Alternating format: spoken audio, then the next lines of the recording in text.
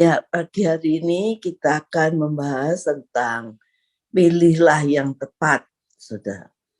Saudara, karena hidup itu harus diperhadapkan dengan pilihan. Dan pilihan itu harus kita putuskan. Kalau sampai kita salah memilih, saudara, akhirnya kita akan mengalami banyak hal yang tidak baik dalam hidup kita.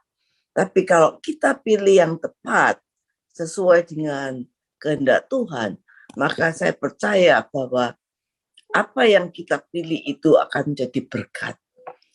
Kita lihat bagaimana Abraham itu seorang yang diberkati Tuhan.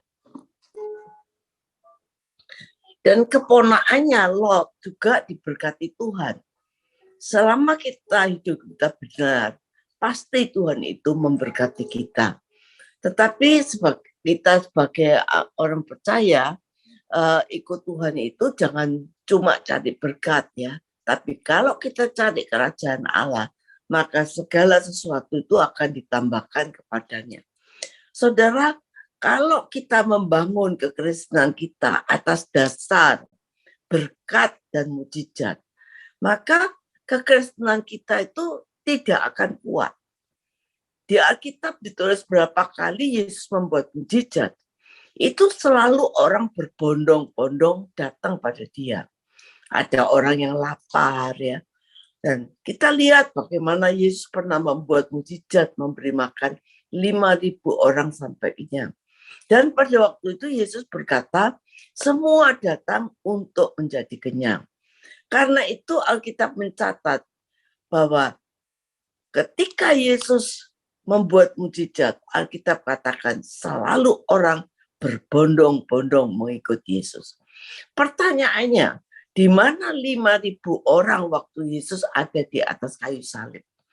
Saya belajar dari peristiwa ini bahwa iman yang dibangun atas berkat dan mujizat tidak akan kuat. Di mana Bartimius, di mana Lazarus waktu Yesus ada di kayu salib?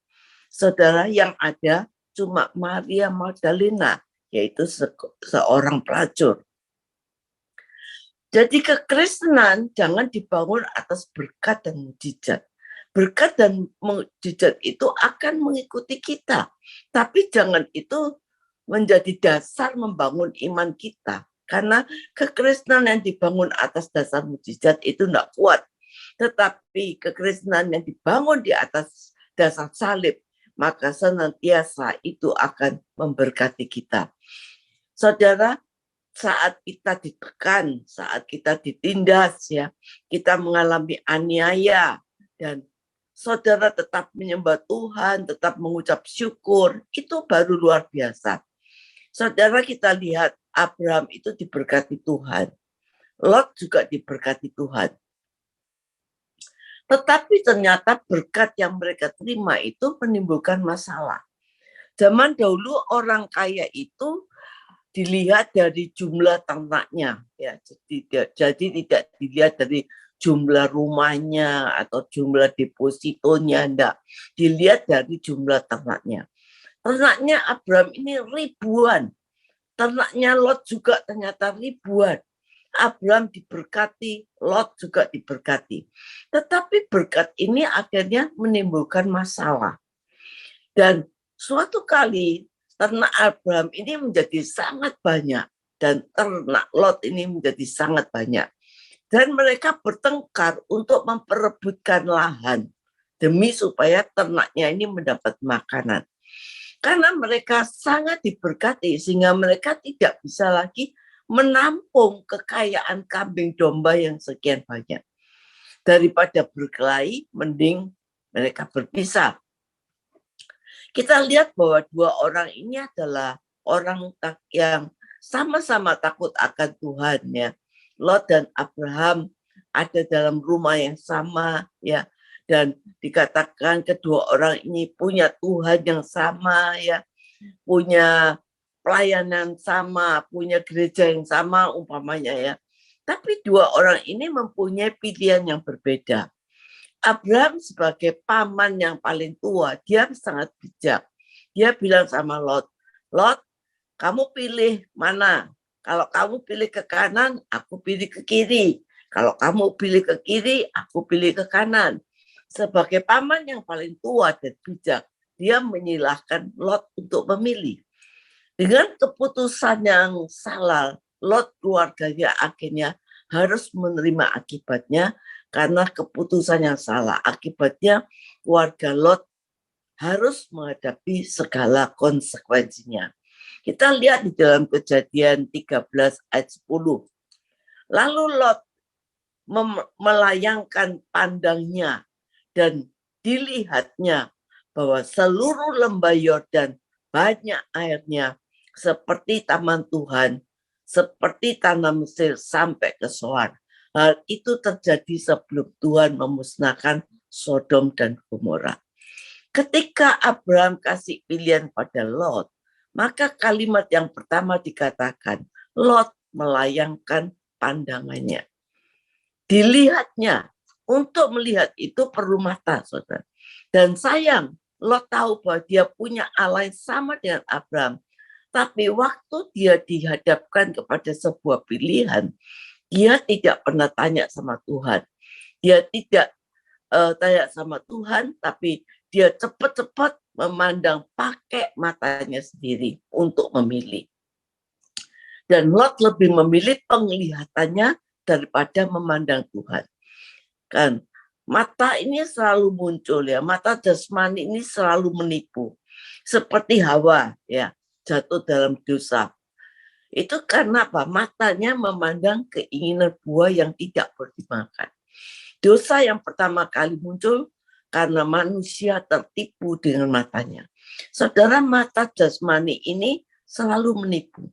Karena itu jangan pernah lihat seseorang dengan mata jasmani kita. Ukuran ibadah itu bukan apa yang kita lihat dengan mata. Kita lihat orang ibadah, ya, angkat tangan, semua itu yang kita kelihatan. Kita lihat orang diurapi, ya, nangis-nangis sampai dia mengalami pengurapan. Itu kita lihat dengan mata kita. Ukuran penyembahan ada dalam hati kita. Hanya Tuhan yang tahu. Yang menarik hati Tuhan bukan sikap tubuh kita, tetapi yang menarik hati Tuhan adalah sikap hati kita. Karena itu mata ini hati-hati, mata ini selalu menipu. Saudara, kalau kita lihat Samuel itu kurang apa? Samuel itu diurapi Tuhan ya. Tapi Samuel pernah pakai matanya. Waktu Tuhan suruh Samuel ke Bethlehem dan disuruh mengurapi anak Isai untuk jadi raja, Samuel melihat dengan mata. Dia lihat Eliab ya, pakai mata. Dia seorang prajurit ya, di kerajaan Saul, dia kekar, dia gagah, dia tampan. Samuel ini orang diurapi, tapi bisa salah memilih. Apalagi kita sebagai manusia. Kalau kita pakai mata kita, maka kita bisa salah. Tuhan melihat hati kita. Saudara, oleh karena itu Alkitab mencatat, Lot melihat pakai matanya lembah Yordan. Dan dia lihat, dia pilih lembah Yordan karena apa? Banyak airnya seperti taman Tuhan. Lot memilih Yordan karena banyak airnya. Hati-hati dengan kata banyak. Sebab yang Yesus cari bukan banyak. Ya, banyak itu masalah, jumlah, tapi tidak menentukan kualitas. Hari itu Lot lihat Yordan banyak airnya dan dia pikir bahwa kambing dombanya pasti memerlukan air itu. Maka dia pilih lembah Yordan karena banyak airnya. Banyak itu kelihatan dari mata, tapi jumlah itu, saudara, beda dengan jumlah. Jumlah itu menentukan kualitas. Kalau Yesus cari cuma jumlah, maka begitu dia kasih 5.000 orang, dia bisa mendirikan sebuah gereja ya. Tetapi Yesus tidak lihat jumlah. Yesus itu melihat kualitas hidup seseorang. Kalau manusia itu selalu melihat jumlah ya. Begitu jumlahnya banyak, dia tertarik. Dan dikatakan dia memilih seperti taman Tuhan. Sangat subur, airnya banyak, rindang, rumputnya di mana-mana. Seperti taman Tuhan. Matanya terpana seperti taman Tuhan. Memang lembah Yordan ini subur. Memang lembah Yordan ini banyak airnya. Memang lembah Yordan ini seperti taman Tuhan. Tapi bukan taman Tuhan, saudara. Hanya seperti, banyak orang tertipu seperti. Seperti itu tiruan. Seperti itu cuma mirip. Seperti itu adalah palsu. Saudara bisa datang sepertinya saudara menyembah Tuhan. Sepertinya saudara anak Tuhan. Tapi kita asli, kalau kita menghadapi hadirat Tuhan dengan sungguh-sungguh, kita mau sungguh-sungguh menjadi anak Allah. Bukan seperti anak Allah. Saudara, nilainya seperti dan aslinya itu beda. Seperti taman Tuhan itu bukan taman Tuhan. Seperti itu mirip tapi palsu. Saudara, mata itu selalu menipu keinginan kita. Ingat, yang asli itu selalu mahal. Yang asli itu selalu mahal. Yang enggak asli itu selalu murah. Waktu saya berjalan-jalan dengan Pastor Yongki di Manhattan, Pastor Yongki bilang, itu tas Christian Dior itu tas palsu, cuma $10. Kelihatannya persis ya, sama yang asli. Tapi kita nggak bisa dibohongi, uang nggak bisa dibohongi. Yang asli itu pasti mahal, yang tiruan itu, yang palsu itu pasti murah. Saudara, kalau kita asli anak Tuhan, ditebus dengan darah Yesus yang mahal, maka hidup kita ini nggak murahan. Hidup kita ini tidak sembarangan. Kita ini anak-anak yang mahal, bukan murahan. Yang murahan itu palsu, tapi yang asli itu mahal. Saudara, kita ini orang-orang ditebus dengan darah Yesus. Itu yang membuat kita mahal. Kalau kita ini sebagai anak Tuhan, yang sungguh-sungguh ditebus darah Yesus, yang kita tuh nilainya mahal. Karena itu kita harus jaga percakapan kita jangan sembarangan. Tindakan kita jangan sembarangan. Ya. Cara kita berkeluarga tidak murahan. Ya. Hidup kita enggak sembarangan. Ya. Mahal itu menentukan kualitas. Jadi bagaimana kita sebagai anak-anak Allah yang mahal, kita harus punya kualitas hidup yang luar biasa sebagai anak Allah, yang bisa dilihat, yang bisa dirasakan oleh semua orang. Saudara, kalau kita ini cuma anak Allah yang tiruan seperti anak Allah, hidup kita akan menjadi batu sandungan bagi orang lain. Banyak orang mengaku Kristen, tapi gaya hidupnya murahan. Cara bicaranya murahan ya. Kita ditebus dengan darah yang mahal. Karena itu jangan hidup sembarangan. Dan apa yang kita dipilih oleh Abraham? Abraham tidak memakai matanya. Tetapi Abraham memilih dengan keintimannya dengan Tuhan. Kejadian 13 ayat 14 sampai 15 dikatakan, setelah Lot berpisah daripada Abraham, Lot ini menandakan kedagingan, saudara. Setelah Lot ini kedagingan ini berpisah dari Abraham, setelah kedagingan kita hilang, maka berfirmanlah Tuhan kepada Abraham, pandanglah sekelilingmu dan lihatlah dari tempat engkau berdiri ke timur, ke barat, utara, selatan. Sebab seluruh negeri yang kau lihat itu akan aku berikan kepadamu dan kepada keturunanmu untuk selama-lamanya. Saudara, Lot itu manusia daging, ya. Jadi harus dipisah. Setelah dipisahkan, terus Tuhan berfirman kepada Abraham. Saudara, antara pilihan Lot dan pilihan Abraham ini beda. Lot pilih yang baik, lembah Yordan yang kelihatannya sangat subur, ya. Tapi Lot lupa bahwa di balik lembah Yordan ini ada Sodom dan Gomora. Pilihan mata ini selalu tidak memikirkan konsekuensinya. Harusnya Lot mikir lembah Yordan ini subur, tapi di balik itu kan ada Sodom dan Gomora. Saudara, banyak orang Kristen seperti ini. Nggak benar, yang penting itu untung. Makanya Lot memikirkan lembah Yordan. Dan di balik Yordan itu Dia tidak mikir ada Sodom dan Gomora. Tapi yang dipilih oleh Abraham, kelihatannya Abraham tidak memilih yang terbaik seperti Lot. Tetapi Abraham dapat apa pilihan yang sangat terbaik, yaitu firman Tuhan. Firman Tuhan ini jauh lebih baik daripada tanah yang baik. Saudara, mendapatkan firman Tuhan itu jauh lebih mahal daripada kita berada di tempat lain. Saudara, begitu Lot dipisahkan, Abraham dapat firman Tuhan.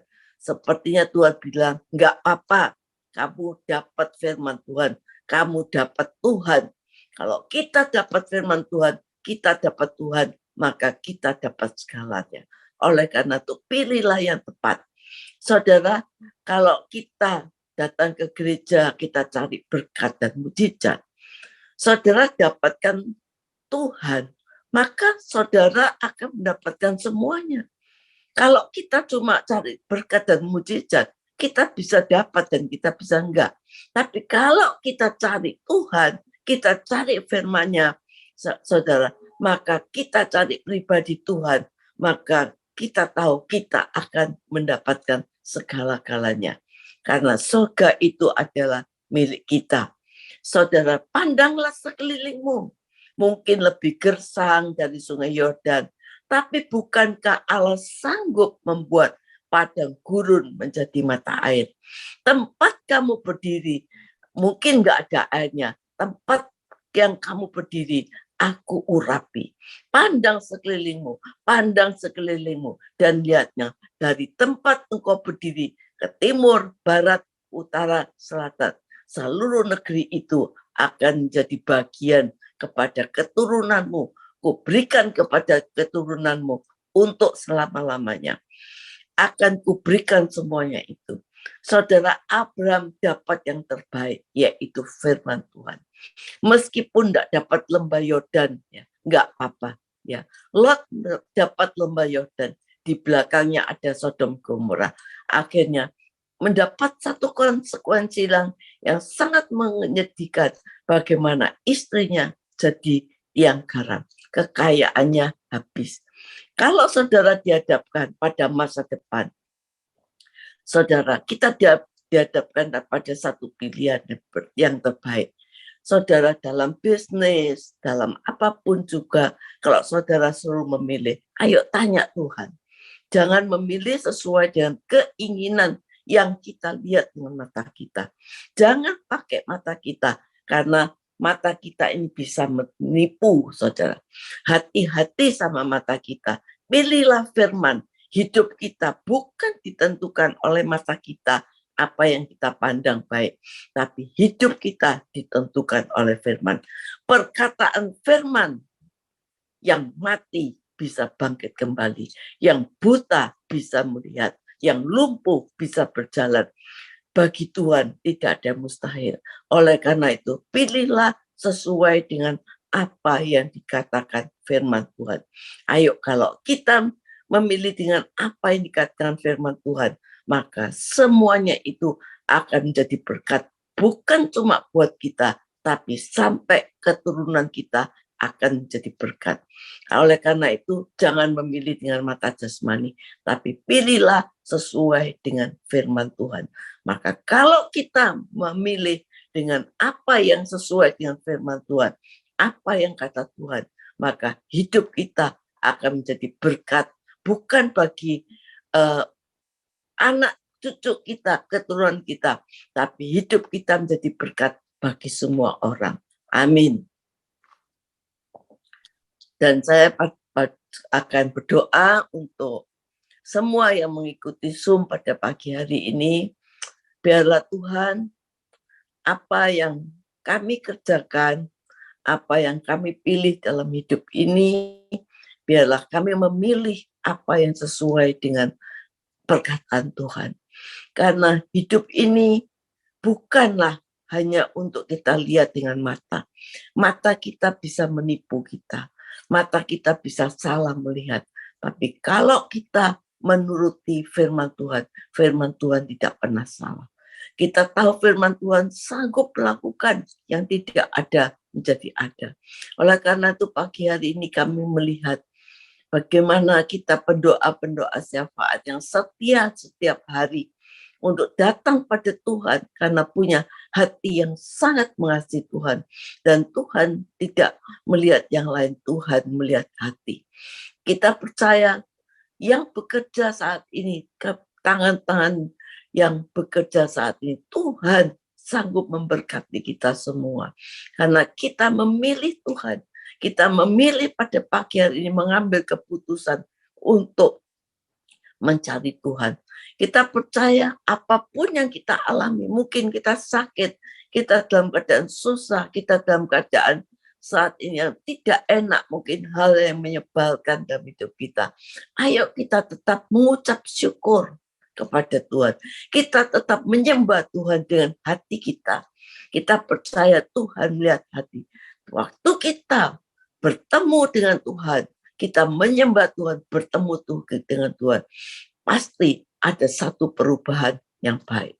Yang sakit disembuhkan, yang ekonominya lemah akan dipulihkan. Ibu-ibu rumah tangga akan diberikan hikmat untuk memimpin rumah tangganya.